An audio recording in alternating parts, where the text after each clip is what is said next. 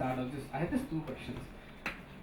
So one of them was already asked. How many of you out here want to go out there and build something for yourself? Like, let's just say, let's make it simple. How many of you want to build an enterprise, want to go out there and be an entrepreneur? Just give me a raise of hands. I mean, I know there are more. Can you give me a bit of... Okay, awesome. So that's a lot.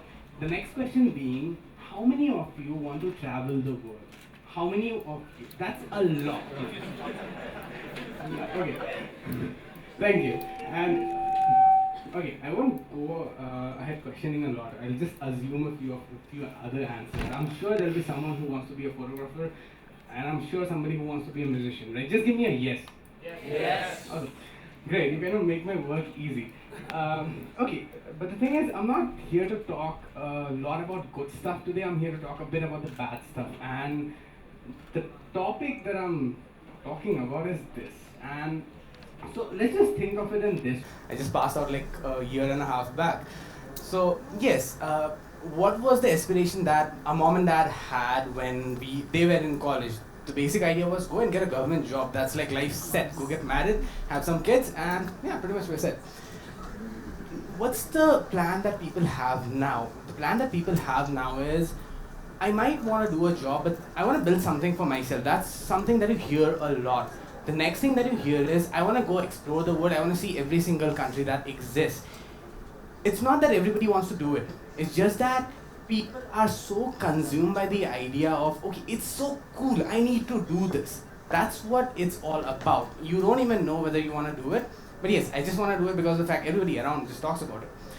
Now, before I dive into the dark side of traveling, let's just give you a brief about why am I speaking about it, what have I done, and what does traveling hardcore feels like, to be very honest. How many of you remember that time when social media was flooded with that quotation which said, drop your job and go out there, travel the world? Do you remember this? There was this point of time, right? I mean, every other person was sharing this, like your identity is your passport, or the stamps in your passport, and kind of things. It was just so empowering, pushing you out there, saying that go out there, just somehow travel. Nobody gives a thing about who funds them. I mean, who's going to buy your tickets? I don't know, but just go and travel, right? So that was the thing, and everybody wanted to do that. Now, people who travel a lot, I'm talking about people who travel like 3.5 months to 4 months in a year.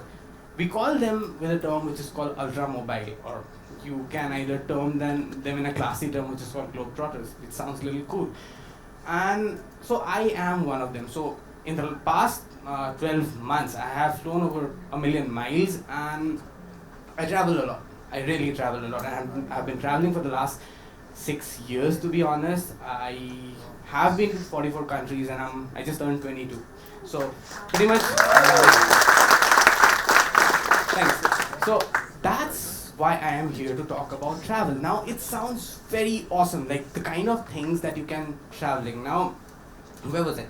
So yeah, I have traveled a lot, and it empowers me. It actually inspires me to go out there, gives me a story. To be very honest, I can go on talking for hours as to what I've done in which country, blah blah, and all those things, because it turns you into a storyteller, because you experience so many different things. It's tough out there. You tend to face your fears, and teaches you so many things about yourself. Like for instance, I never knew that I wanted to do something, and today I'm doing it, kind of a thing, right? So it teaches you a lot. So that's the good part about traveling. That's the beautiful part about traveling. But when you get there out on the road, and when traveling is no longer an option for you, like for instance, you're not traveling once every 2 months. When you start traveling every 2 weeks, to be very honest, like every 2 weeks you're not even in the country, how does it feel like? I mean, how many of you think that's cool that every 2 weeks you discover a new country? Just give me a raise of hand. Pretty awesome, right? I mean, every 2 weeks you discover a new country. It's really awesome, till a point. It's really awesome till a point. After a point of time, it's no longer awesome. That's what we need to talk about. Why do we need to talk about? Because go on social media, any other platform that you go, you would get a lot of people talking about traveling is awesome, the best part of it. Nobody wants to talk about the darker side of it. There exists a darker side. Like, to be honest, you would agree with me. Entrepreneurship is cool. it has a darker side. It is not that it is without its darker side. Depression is one of it. The other things also, let's not get into it. So everything has a darker side, but when it comes to traveling, it's so much glamorized, we don't even talk about the darker side. And we need to know about it, because you guys will go out there tomorrow. Half of you would want to travel the world. A few of them will get the chance. At that point of time, it will be a little too hard to not do it, or keep a tab on, or keep a control on it if you don't know exactly what it's doing to you. Now, let's just look into the life of a traveler. How does it exactly look like? It's fun. It has its own benefits, which are pretty obvious. Adventures are abundant. The other side of it, which essentially is the core topic of this event, it's lonely. And it gets tiring. I mean, you are on the road every single day. I mean, that's my bag, and I've been traveling with that, not just here, I've been traveling with that across India. Your life gets into a suitcase, and that's where you are confined. It seems like you have a lot of choices, but it's pretty limited. And when you think of it that way,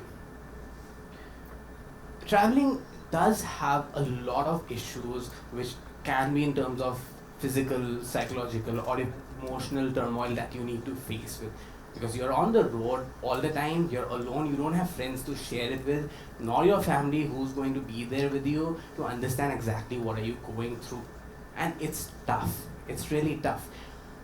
But still, I mean, I'm saying that it's so tough. Why haven't you heard people talk about it? How many of you have really heard anything negative about travel? Like a lot. Have you heard?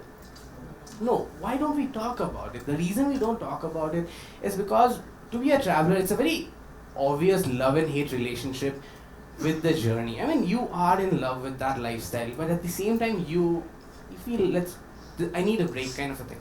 So there's a love and hate relationship to it. I'll get to it after a point of time. Now, let's just give you a few examples as to how strenuous travel can be. Like, for instance, traveling as little as 85,000 miles a year can start fiddling with your, it's a term, okay, it's a scientific term called circadian system or something. Basically, it's your sleep cycle, okay? Your sleep cycle goes nuts, and you don't really fall asleep at a point of time when you're supposed to fall asleep. Like, for instance, yesterday I got to the hotel at around 11:30, I was awake till 4 o'clock. I can't help it. In the morning when I woke up, I was like, how am I supposed to go there? Lucky enough, I was not the first one up. So yeah, your sleep cycle doesn't have a place anymore. You are so jet lagged. You don't even get out of your first jet lag, you get another one. You're in another time zone. Oh my god, how am I supposed to even adjust? So that's just one of it. If you keep doing this actually starts building up inside your body, and you have other issues coming up, like your incidences of strokes or heart attacks. It just increases. So that's just the physical issues related to it. Coming back to the physiological or the psychological turmoils that you deal with. Everybody loves someone, like your family, friends, someone special or whatsoever. You don't take them along when you travel. First thing, it's costly. Second thing, I mean, it's just cool to do it and rub it on their faces, right? So, yeah. You don't do that with them. And what's the result of it? The result being, you don't get to spend enough time with them. You feel guilty of the fact that you're not with the people who matter to you. You fail in relationships. Marriages suffer if you're married. And if you're the guy who's traveling, you turn your spouse into a single stay-at-home mom kind of a thing. Like, literally, she's doing everything. You're not even there. That's one side of it. Now, coming back on track. So, I talked about how hard it is for a traveler not to do it once he starts doing it. And there's a love and hate relationship. What does it essentially mean? So, take it as social media or the society or anything. One of the most glamorous jobs that anybody can possibly have is the ones you see on TV. It's even glamorous than the film stars. I mean, they just have the stardom or the fans following them. But the ones we are really envious about are the ones who, think about the travel bloggers. Think about them. You don't know them much, but when you see their pictures, you think, I mean, he's in one place and they're not in shitty places. Like, sorry, bad word, but he's not in bad places, to be very honest. He in some of the most wonderful places you can think about. Instagram filters just make it look like way better. Even I do that. Everybody does that. So yeah, okay, it's still not. Yeah, Instagram does this. Like, look at the pictures. It might not really look like that, but whatever. So yeah, you don't take people along with you, and there's a reason you can't leave this lifestyle behind, because it is really glamorous. It just pulls you back. So it gives you that. It's called omnipotence, which essentially is a feeling that you are able to do anything, and in this case you are able to conquer the world, right? A lot of places, a lot of beautiful places, new people, new experiences. Who would want to go back from that? No one. And that's the reason why you struggle between the fact that, am I supposed to take a break or am I supposed to continue? Because if you take a break, maybe you might not get back on track. I know if I stop traveling right now, I would not get those opportunities to travel the way I'm doing right now. That's the reason why we struggle. So this reminds me of an interview I had a couple of weeks back, and the question was this: so Ankur, you have done this for 6+ years now. Do you still enjoy it? And my answer was this: it's no longer about enjoyment for me. To be very honest, I need it. And the reason being, when you travel, I'm sure at least most of you out here might have traveled alone at some point in your lives. Like one single trip wherein it's a solo travel, right? Where you don't know anyone. It changes you. It really changes you to a fact that when you come back home, you think differently. You judge people differently. Your dreams are different. And you want to share all of this with people around you, your family, your friends. But then you realize, nobody gets me. I have changed. Maybe I'm thinking so differently and it's going on in my mind every now and then, but when I'm talking, nobody gets it. Nobody gets it. So, in that sense, it's pretty hard. And that's what keeps you want to go back. At that point of time, you want to find places and people which is like, okay, I get it, they're my family and friends, but I need to go back on the road just to discover those people who understand my language. This is not English, Portuguese, Mandarin or whatever. This is a language which defines the fact that you leave, you change, you experience, and you come back home just to feel lost all over again. Not everyone understands that. It's only a set of people who have traveled even a bit understands what it feels like. So that was my answer. This question was obviously followed by the next question is, has it affected your personal life?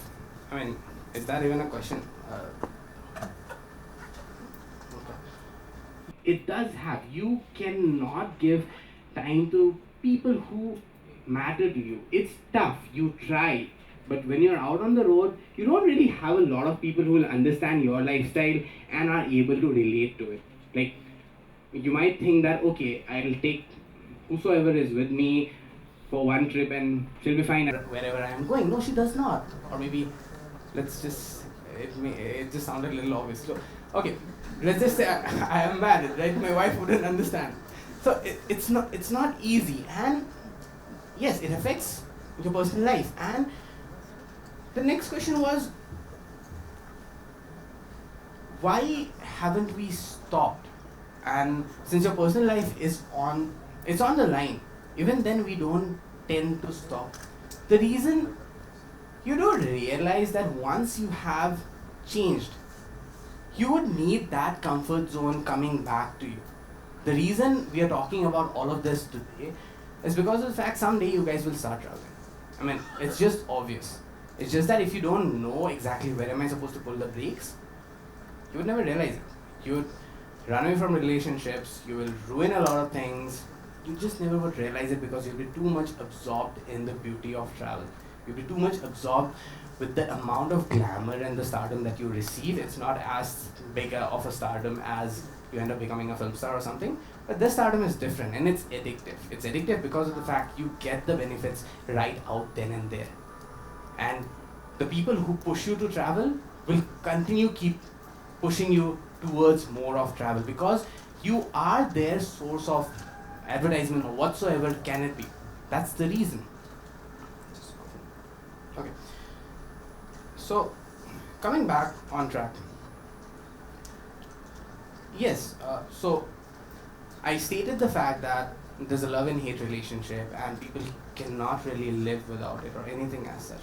This even makes you take up trips which you don't really require, and if you think of airline systems or any other travel related entity that exists today, they have gamified the system so much. Like for instance, if I hit platinum member in American Airlines, I wouldn't want to come back.